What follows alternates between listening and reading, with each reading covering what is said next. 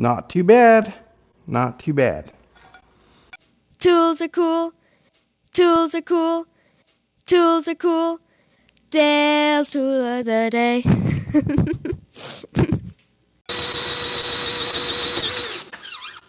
Well, there you go. Hey guys, so here's where we're at with this. Roll cage, steering, running engine, pedals, shift linkages. Yeah. So today's Dale's Tool of the Day video is on this notcher. Yesterday I showed the hydraulic notcher that I love so much. And here is one version of, there's a million different brands of these things. I got this one on Amazon, and honestly, this one's kind of garbage. I've seen a lot of these over the years, and I've used lots, and it's never very fun using a hole saw to notch pipe, but it does work. It actually does a good job. Hey guys, so this pipe notcher came with these little grade, I don't know, 1.5 metric Chinesium bolts, and they just wanted you to bolt it every time. Well, that's a real pain when you're trying to do lots of compound angles and whatnot. So I put these Rockler cams on here that I got from rockler.com for woodworking stuff, for making woodworking jigs.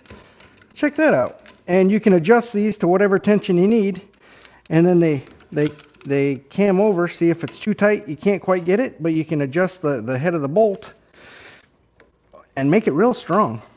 It works real good. And then you can just quickly adjust stuff without having to have a bunch of tools and whatnot. They work pretty good. Leaves a really sharp edge. You got to kind of round over with the sander a little bit. And, you know, depending on which type of hole saw you get, which we know, maybe don't use a Milwaukee hole dozer, just because those big aggressive carbide teeth, man, they like to pull the hole saw all over, and they make your cut like bigger than it should be, I think. At least that's what I found. I like just the little bimetallic hole saws, and you know, it does okay. So the arbor on this one actually didn't fit our whatever metric thread this had, didn't really match our hole saws that we got. And so I ended up cutting that off and welding the arbor that came with the hole saw on it. And it's working. It's not the straightest. I tried really hard. I actually drilled a hole in the lathe, lined it all up. But when you weld stuff, it tends to move. And I even did a bunch of little tacks around it, trying to take my time. And it's close. It's close. But this isn't my favorite thing.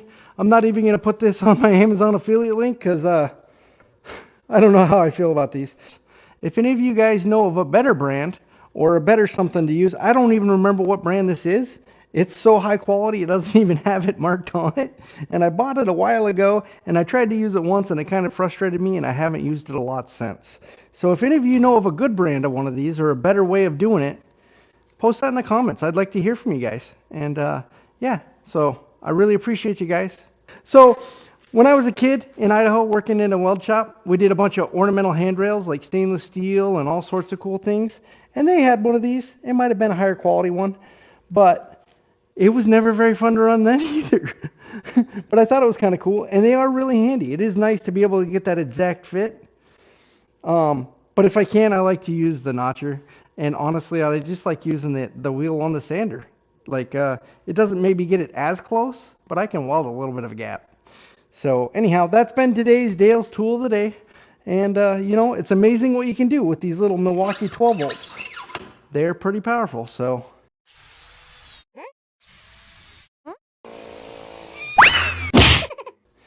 These things are always kind of a wrist breaker. They're not real fun to use. But I told you I'd tell you about this, and there we go. Remember, me and Jesus love you. Talk to you later.